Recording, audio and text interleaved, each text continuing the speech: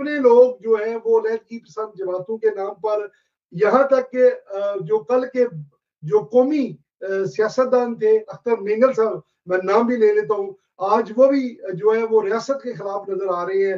علیحدگی پسند جماعتیں آپ کے اپنے ریلی کے معذرت کے ساتھ جو اوورسیز کے اندر بیٹھے ہوئے ہیں، پاکستان کے پرچم کو جلا رہے ہیں، پاکستان کے خلاف جو ہے وہ پروپیگنڈا کر رہے ہیں یہاں کی اداروں کے اندر جا کے، یورپین یونین کے اندر جا کے. تو سر اس چیز کو کس نظر سے دیکھتے ہیں آپ؟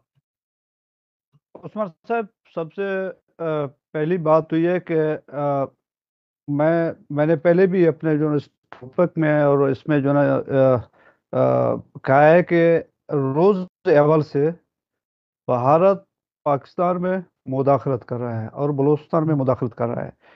بلوچستان میں یہ جو جتنے دہشت گرد تنظیمیں چل رہے ہیں یہ راو فنڈن ہیں، یہ راو فنڈن لشکر ہے. اور جہاں تک آپ نے اختر مینگل کی بات کی ہے، اختر مینگل ایک بلیک میلر ہے. وہ آپ نے دیکھا ہے وہ پہلے پی ٹی آئی کے ساتھ تھا، جب پی ٹی آئی کی گورنمنٹ ختم ہو گئی پھر نون لیگ کے ساتھ مل گئی، پھر پی پی کے ساتھ مل گئی ہے، پھر اس سے پہلے جو اس وقت قدوس صاحب کا گورنمنٹ تھا بلوچستان میں پھر ان کے ساتھ تھا، پھر جام کمال صاحب کے ساتھ تھا، ثنا صاحب کے ساتھ تھا. تو ان کا ایک وتیرہ رہا ہے. یہ بھی اس طرح جس طرح آپ نے ابھی ہم نے ذکر کیا ہے کہ یہ بھی را کا ایک جو نا اسپانسر ہے. اور اس نے ہمیشہ بلوچ قوم اور لاپتہ افراد کے نام پہ پیسہ کمایا ہے. اس بار ان کو ایسے مرد مجاہد سے ٹکرا ہوئی ہے کہ وہ اس کی بلیک میلر میں نہیں آ رہا ہے، جو ہمارا بھائی ہے سرفراز بگٹی صاحب. اور ابھی اختر مینگل کو پورا پاکستانی عوام جان چکا ہے کہ یہ ایک بلیک میلر ہے، ایک واپاری ہے، اور بلوچ قوم کی نام پہ وہ ایک واپار کرتا ہے. پورا بلوچستان، بلوچ قوم 100% اپنے پیارے ملک پاکستان کے ساتھ ہے، افواج پاکستان کے ساتھ ہے. انشاءاللہ تا قیامت تک افواج پاکستان اور ٹھیک ہو پاکستان گیا. کے ساتھ شانہ میں بشانہ یہاں کھڑا رہے گا. ذرا اگر ایڈ کر لیں آپ کہ یہ تو اختر مینگل کی بات ہوگی سر، جو آپ کے لوگ وہاں سے یہاں اگر یورپ میں بیٹھے ہیں، جو آپ کی کسی نہ کسی فیملی سے بھی تعلق رکھتے ہیں، جو محرم بلوچ ہے سر، کہیں نہ کہیں تو کچھ سچائی ہوگی نا تھوڑی سی. جو لوگ آئے دن وہاں روتے ہیں، باہر نکل آتے ہیں اپنے حقوق کے لیے، جو ہمارے جو لاپتہ افراد ہیں ان کے لیے، کہیں نہ کہیں آپ کو نہیں لگتا کوئی ہے سچائی؟ ڈاکٹر صاحب دیکھیں نا، میرا اپنا تعلق ڈسٹرکٹ تیرا بگٹی سے ہے. میں ڈسٹرکٹ تیرا بگٹی کا ڈسٹرکٹ کونسل چیئرمین ہوں اور پیپلز پارٹی میرا سیاسی جماعت ہے. لیکن کہنے کا یہ مطلب ہے کہ جو آپ نے مارنگ کی نام بات کی ہے، مارنگ لانگو ہم ان کو کہتے ہیں، اور اس کی ایک جو سب ٹرائب ہے. اور مارنگ لانگو کا جو والد تھا غفار لانگو، وہ اس وقت 1973 میں جب یہ نواب خیر بخش مری نے ایک جو دہشت گرد جو ایک تنظیم لانچ کیا تھا بی ایل اے کی نام پہ، اس وقت وہ ان کا کمانڈر تھا.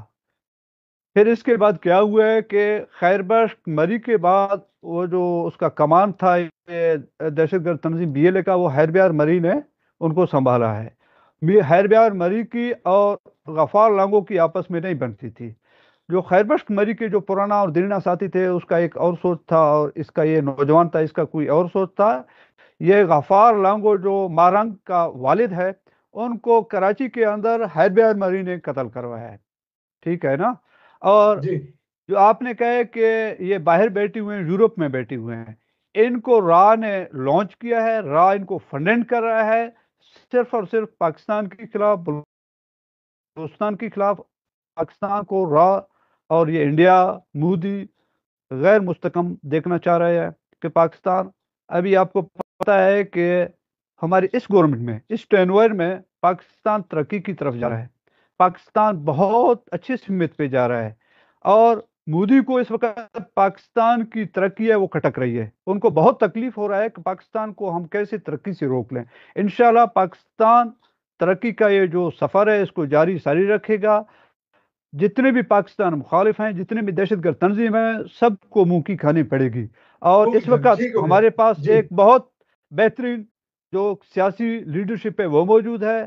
اللہ پاک کی فضل و کرم سے اللہ تعالیٰ نے ہمیں ایک نعمت سے نوازا ہے، جو ہمارا سپہ سالار ہے، وہ مرد مجاہد ہے. پوری دنیا میں اس وقت ہمارے سپہ سالار کی پرچار ہو رہی ہے. اور وہ امت مسلمہ کا سالار ہے، صرف پاکستان کا نہیں. اگر بالکل جی، یہ بڑی پاکستان فخر کی کی طرف بات سے ہے. کسی نے میلی آنکھ سے دیکھی ہے ٹھیک ہے، انشاءاللہ میں غلام نبی صاحب